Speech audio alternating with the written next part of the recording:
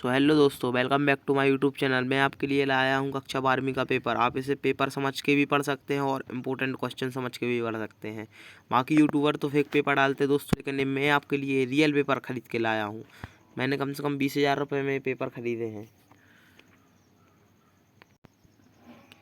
तो दोस्तों मैं आपको सुबह 8 बजे मैं आपको रियल पेपर दूंगा। ये दोस्तों इम्पोर्टेंट प्रश्न है, आप इनको पढ़ लीजिए और मैं आपको सुबह 8 बजे बिल्कुल रियल पेपर दूंगा, 100% रियल। ठीक है। अगर आपको सॉल्यूशन चाहिए तो आप कमेंट कर देना। आपको बाद में कहें अबे तो कह जा रहे हैं दोस्तों। ऐसे ये तीसरा प्रश्न है, एक वाक्य में उत्तर। इसमें भी 7 प्रश्न है। और ये चौथा प्रश्न है, सही जोड़ी मिलाइए। इसमें भी 7 प्रश्न हैं। फिर दोस्तों आपके प्रश्न क्रमांक 5 से प्रश्न उत्तर शुरू होते हैं।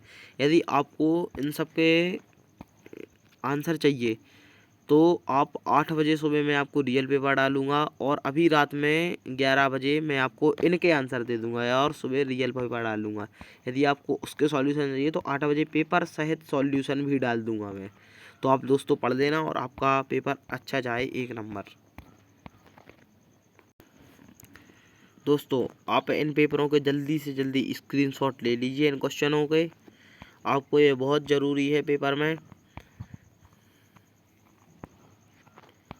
और ये है सही विकल्प, आप इनके भी स्क्रीनशॉट लेकर रख लीजिए, फिर आप रात में पढ़ाई कर सकते हैं। आपको जब करना हो कर सकते हैं। ये एक वाक्य में उत्तर है, ये सही जोड़ी है दोस्तों।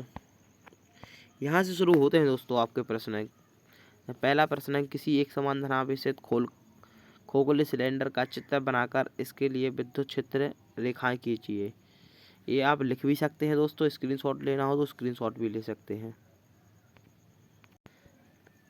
दोस्तों। जैसे दूसरा प्रश्न, छठवां प्रश्न है, विद्युत क्षेत्र की परिभाषा, मात्रक एवं विमीय सूत्र लिखिए। ये दोस्तों वेरी वेरी इंपॉर्टेंट क्वेश्चन है। और आवेश का क्वांटीकरण सिद्धांत, ये दोस्तों हमेशा से निरंतर 10 साल से रेगुलर आ रहा है प्रश्न, आपको कल के पेपर में भी आ सकता है। विद्युत फ्लक्स किसे कहते हैं दोस्तों, ये भी बहुत इंपॉर्टेंट क्वेश्चन है। और ये दोस्तों प्रश्न 8वां, मोटर गाड़ी को स्टार्ट करने समय उसकी हेडलाइट कुछ मंद क्यों हो जाती है। एक क्वेश्चन भी करीबन 2-4 साल से आ ही रहा है लगभग। इसके बाद अपन आगे चलते हैं। इसके बाद दोस्तों ये है प्रश्न 10, एम्पियर का परिपथीय नियम लिखिए। ये दोस्तों बहुत समय से आ रहा है, लगभग 2-3 साल हो चुके हैं। और लॉरेंज बल्ले तो आपको पता ही है दोस्तों, आता ही है। फिर ये प्रश्न 12 इम्पोर्टेंट है दोस्तों, प्रश्न 12 पढ़ लेना और प्रश्न 14 पढ़ लेना।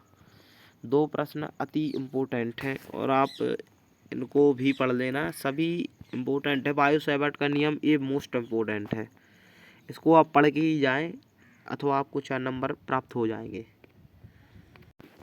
दोस्तों। ये बायो सेवर्ट का नियम है। और इसके बाद प्रश्न 18वां, गतिक विद्युत वाहक बल किसे कहते हैं। इसके लिए व्यंजक लिखिए। इसको दोस्तों आपको लगभग 1 या 1.5 पेज में लिखना पड़ेगा, जब आपको 5 नंबर मिलेंगे।